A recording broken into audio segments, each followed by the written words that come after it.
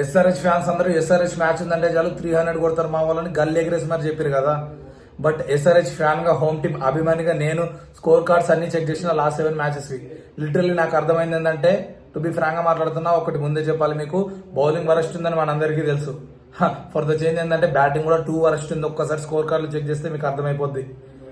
Last 7 matches జరిగితే ఇషన్ కిషన్ అందులో ఒక్క సెంచరీ కొట్టి నాకు ఆట రాదన్నట్టున్నాడు.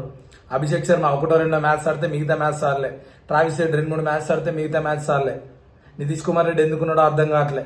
ఇంకా ఆ తర్వాత క్లాసిన్ ఒక్కడు మాత్రమే కన్సిస్టెన్సీ ఉంది. 20-30 కొడతా ఉన్నాడు. ఆయన నుంచి కూడా పెద్ద రన్స్ రావట్లే. ఏదో ఆడతారు మన వాళ్ళు అనుకుంటే అసలు లిటరల్లీ చిన్న చిన్న స్కోర్స్ కూడా కొట్టలేకపోయారు. కన్సిస్టెన్సీ అనేది లేదు ఎవరి దగ్గర. అనికేత్ వర్మ లాస్ట్ లో ఫినిషింగ్ లో కొంచెం బెటర్ కనిపించాడు. బౌలింగ్ అయితే లేనే లేదు.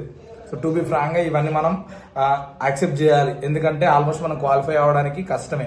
సో నెక్స్ట్ సీజన్ బౌలింగ్ మాత్రం గట్టిగా ప్యాక్ చేసుకొని వస్తేనే ఏమన్నా ఉంటుంది. మన దగ్గర ఎంత బ్యాటింగ్ ఉన్నా సరే, టు బి ఫ్రాంక్ గా ఎంత ఫ్యాన్ అయినా బౌలర్స్ లేకుంటే ఆ స్కోర్ ఆపలేరు. అది మనం ఆల్రెడీ చూసినాం కూడా. సో బ్యాటర్ కన్సిస్టెన్సీ మెయింటైన్ చేయట్లేదు. సో ఒక మ్యాచ్ లో 100 కొట్టేటోళ్ళు బెస్టా, 4 మ్యాచెస్ లో 30s కొట్టేటోళ్ళు బెస్ట్ అంటే 30s కొట్టేటోళ్ళు బెస్ట్ అంట. Consistency at its best. అదే విన్నర్స్ గా ప్రూవ్ చేస్తుంది. సో అలా మన వాళ్ళు ఆడితే బెస్ట్ ఉంటుంది అనేది నా opinion. So as SRH fan గా నువ్వేమనుకుంటున్నావు అనేది ఒకసారి కామెంట్ చేయి. కంటెంట్ నచ్చితే ఫాలో చేయి.